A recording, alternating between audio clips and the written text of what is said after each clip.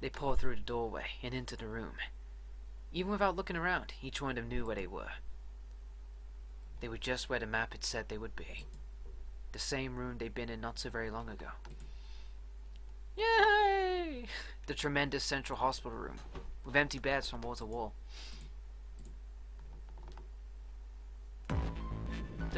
Now we get to do our little skippy thing, because we've seen all this before. Oh shit, hold up. The key? You know what I just said? I'm talking about the Jupiter key. We found it in the operating room. Right, Junpei? Junpei nodded. Ah, the solar system keys. Actually, we found one in the laboratory too. Here, the Earth key. Lotus dug out a still warm key with an Earth symbol on it. I might lose it. It's probably best if you hold on to it. That way it won't be my fault if it gets lost. And with that, she pressed into Junpei's hand. He felt slightly less than honored. As a group, they now had 3 keys that had not been used. The Jupiter key, which had been found in the operating room. The Saturn key card, which had been found in the kitchen. The Earth key, with Lotus, which Lotus had just handed to Junpei. Click, click, click, click, click, click, click, click, click, click, click.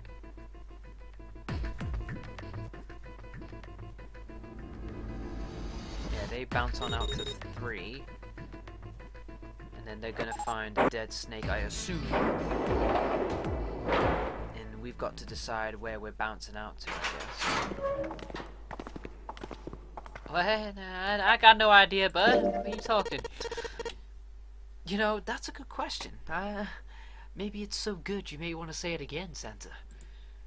Junpei looked off into the distance, thoughtfully. Lotus sighed and shook her head. I can't believe this. You guys followed me here, but you don't even know why? Junpei, you've got the solar system keys, don't you? He did. He pulled them out. The Saturn key card. And the Earth key. Junpei didn't see what they had to do with anything, though. Both he and Santa were completely lost. Fortunately, June took pity on him. Yeah, you so retarded, motherfucker! Don't you remember the elevator? On C deck, where we are now, there was a big elevator behind the stairs, remember? Yeah, look up.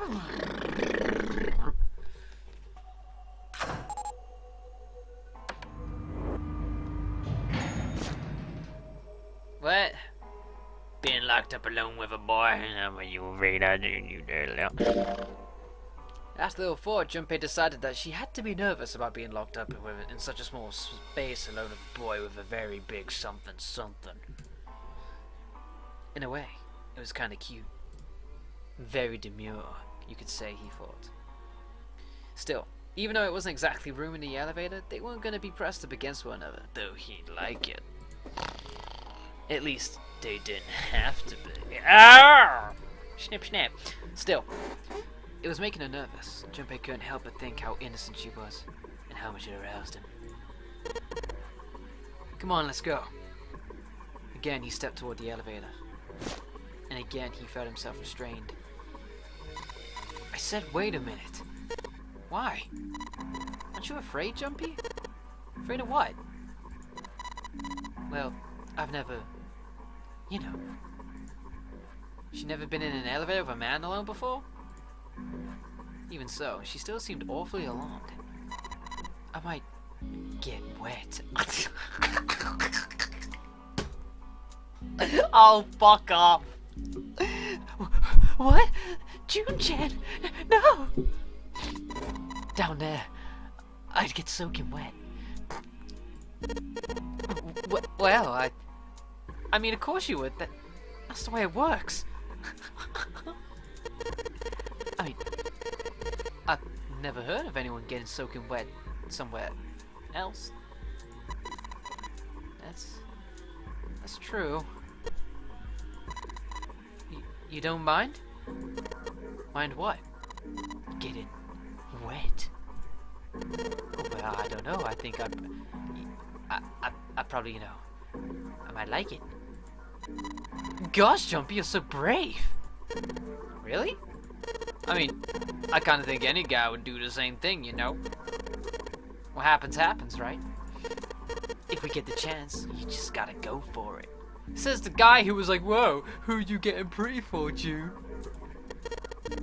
That's what a man's supposed to do, I guess. You're so cool, Jumpy.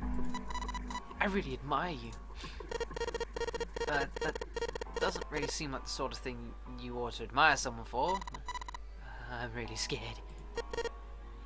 Yeah, me too, Jun-chan. I mean, like you said, you've never done it before. Yes. So I don't think I'll be able to last very long, and then it'll be over. Over? Yes. I'll go to heaven. Heaven? Feels kind of like you float in space, and your mind gets all fuzzy, like when you pass out. At least that's what I heard from people who have experienced it. Oh. Yeah, I've heard that too. Although, I don't think the same thing happens to guys. What? Huh? But it would happen to men too, wouldn't it? It would happen to anyone. Once it gets into your body, the same thing happens to everyone. Well, I mean, usually it doesn't go inside the man. I mean, generally. Yes, it does. Well, eventually it will. It's not like you really have a choice.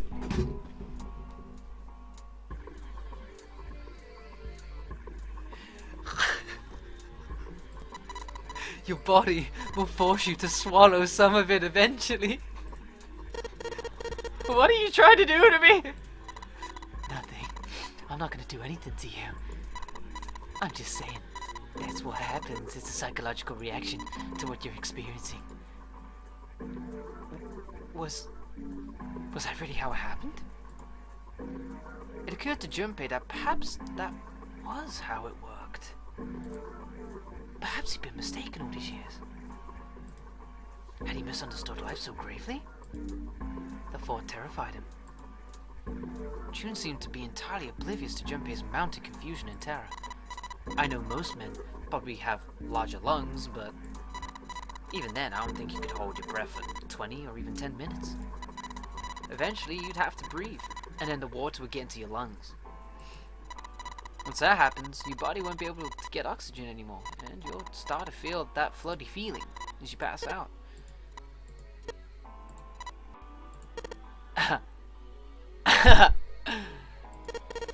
Oh, right. Finally, Junpei understood. He understood what Jun was trying to say, and why she was so scared. Yeah, you're right. You won't last very long. See? She was afraid that the only elevator button pointed down. That meant, of course, that the elevator couldn't go any higher than the floor they were on. As he thought about it, Junpei realized he hadn't seen elevators on the A or B decks near the central staircase. Of course she's talking about drowning! Good heavens!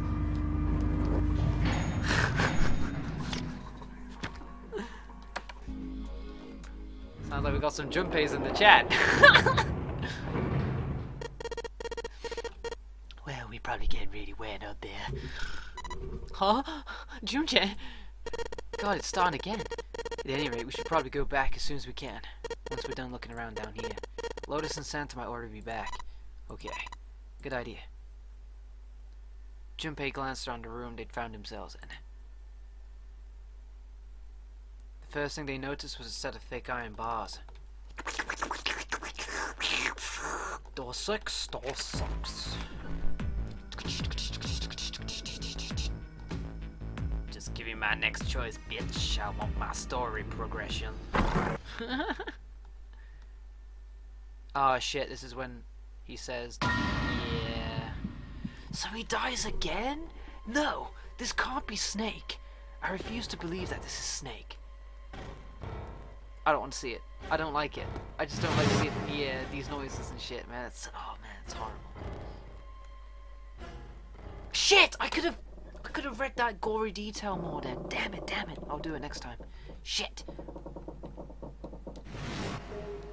Okay, so here's his theory about how he was tricked by two people and then pushed in Then he tried to make a break for the shower, but inevitably died. Wait.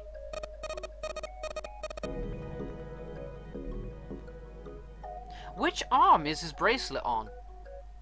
And which arm does he have amputated?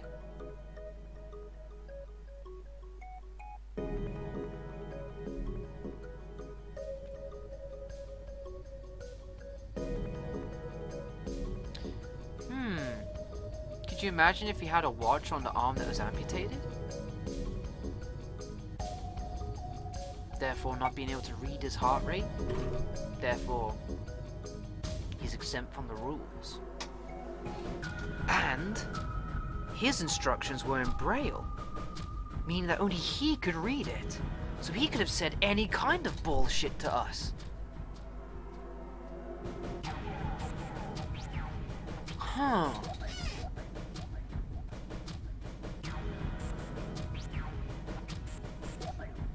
Well then. Something to keep in mind. Of course he was. That was obvious. Zero was somewhere on the ship, but Junpei had no idea where. Junpei mumbled to himself, lost in thought. Where could Zero be hiding? Suddenly everyone went very quiet.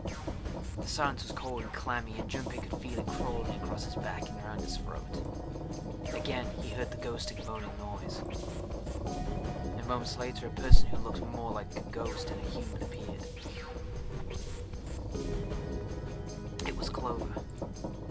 She looked at the floor as she spoke, and her voice was as cold as moon, as a monotone. For some reason I said moon tone then. That's crazy! Isn't this ship gonna sink in a few hours? If Zero's here with us, he'd be putting himself in danger. Why the hell would he do something like that? There's no motive.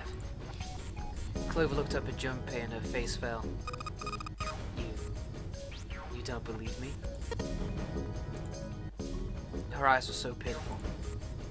The moment Junpei's met them, he felt his heart tighten. He didn't think what he said was wrong, but perhaps the way he said it had been. He'd been too insensitive. Clover just lost her brother. His death would have been bad enough, but she'd also seen the blasted wreck of his body. Junpei barely knew him, and the sight had been enough to make him sick. What Clover had felt, he couldn't begin to imagine. In the mental state she must have been, it was understandable that she would look at those around her with suspicion. She felt safe. She felt everyone was against her. Don't know why I said safe. The least Junpei could have done was try to understand what she was feeling. He felt ashamed of what he'd said. Perhaps he thought I should apologize. Before that apology could begin. Clover, I understand what you're feeling. You don't feel that you can trust any of us. Ace had beaten Junpei to the punch. As he spoke to Clover, his face was calm and friendly. But you have to understand, the more we distrust one another, the further we fall into our true foe's trap. Zero was the one who did those horrible things to your brother. Do you want to let yourself be manipulated by someone who would do such a horrible thing? Clover didn't answer. She didn't even look at Ace. The whole time, her eyes were on Junpei. He could feel Clover's eyes boring into him. They were the color of a deep winter lake. Junpei saw no suspicion in them, only sadness. Then in that horrible silence, ding dong. They heard a bell begin to ring. It was the clock at the central staircase. Then we need to move, now. 7, Clover, I know how you feel, but you do understand that right now it's important we trust one another, don't you?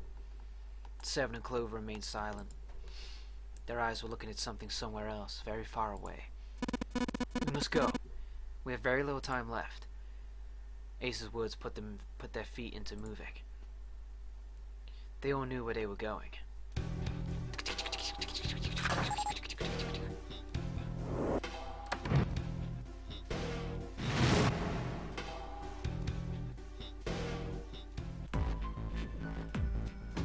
Alright, so now we played the Deceiver.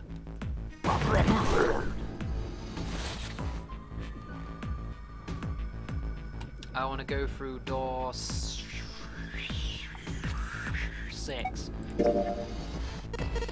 I want to go through door 6.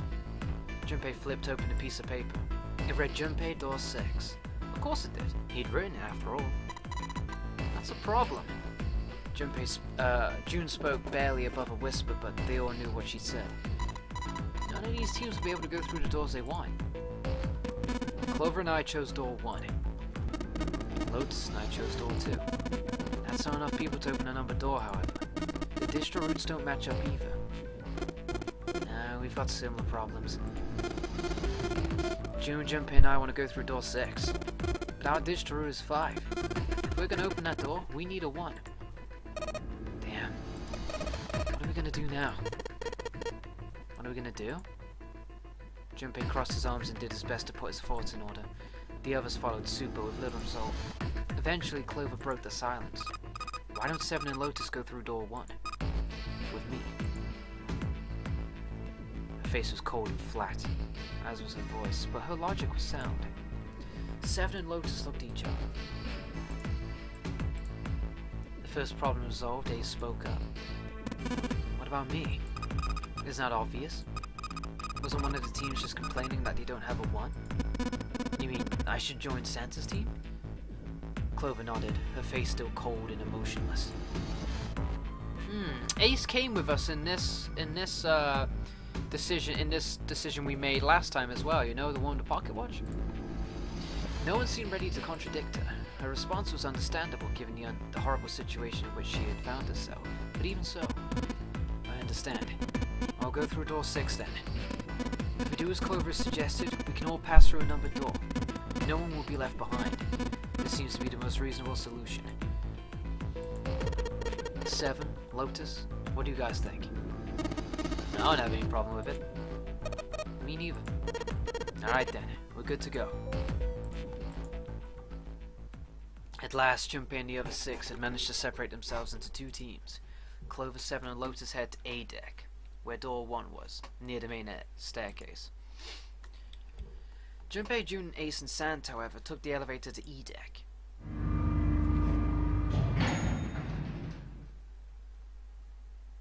The ride to E deck was a silent one. Alright, let's go. Santa's words jolted them into action, and they stepped out of the elevator into a long straight hallway. Before long, they arrived in front of door 6. One by one, they put their palms over the red.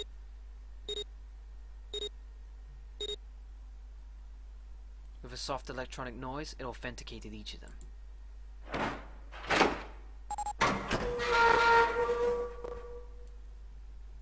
The door opened, and all at once, the 4 of them let through it. Fortunately, the dead was located easily enough. This one had been placed quite close to the door they'd entered through. They gathered around it quickly and hurriedly placed their palms on it for authentication one by one.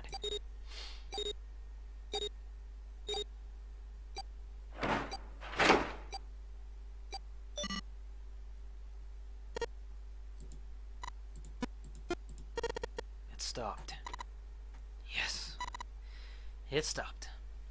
The countdown had ceased, but Junpei's heart was still pounding in his chest like a frantic, thunderous drum.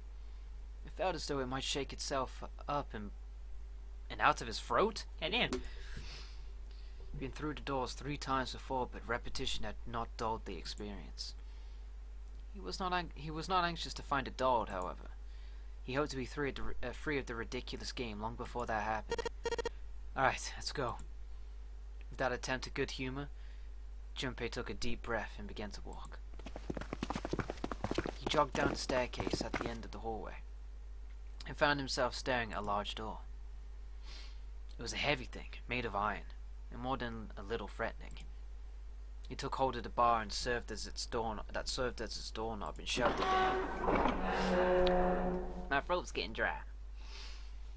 The room beyond stopped him in his tracks.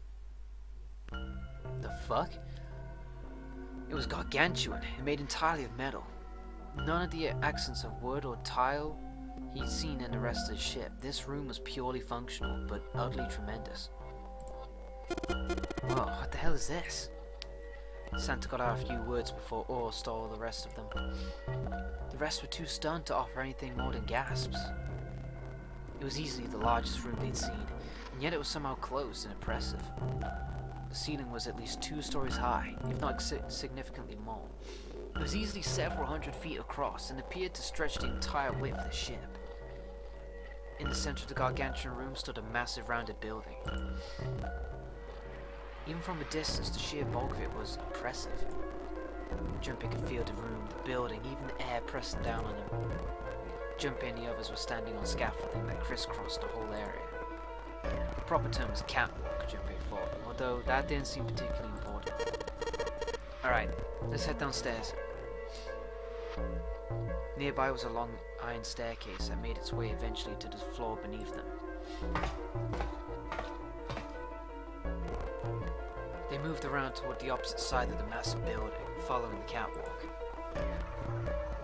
They hadn't said much as they walked, but as they approached the building, Ace suddenly spoke up.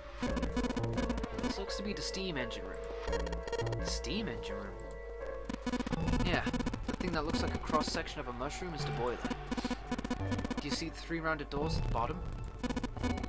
Coal is put into those, and burned, which heats the water producing steam. The same thing that drives the steam engine. This one is simply somewhat larger. I see. Even if Ace was right, the boiler was boiling nothing as they approached it. The entire room was as silent as the grave. Suddenly, Junpei heard a noise behind him. He turned just in time to see June collapse to her knees. The fever? Hey, what's wrong? Are you alright? He dashed towards her and wrapped his arm around her shoulders to steady her. It was then that he noticed. You were really warm. Is your fever coming back? Yes. Yeah, it probably is. But I'm fine. Please don't worry about me. I just need to rest and I'll be fine. Her voice was weak and forced, and it said a great deal more than her words did. Junpei carried her to the nearest wall and propped her up against it. She let her head fall back against the wall as if she no longer had the strength to support it, and drew a ragged breath. Her eyes were empty, as if she was having trouble focusing them, and even speaking seemed difficult for her. Junpei felt his hand ball itself into a fist and clenched tight, his knuckles whitening. He had to find a way out, and quickly. He turned and looked at Ace and Santa in turn. They might not have shared the depth of his emotion, but they certainly shared his concern.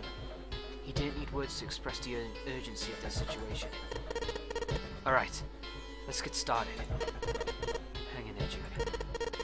I'm gonna get you out of here real soon. She managed a small nod before leaning back to rest her head on the wall. Motherfucker! I bet she just did that so she didn't have to think about these puzzles and shit. No worry. Detective Junpei, on the case. Alright, so we're in the steam engine room. I'm gonna go grab a drink real quick because My throat is dry as a motherfucker.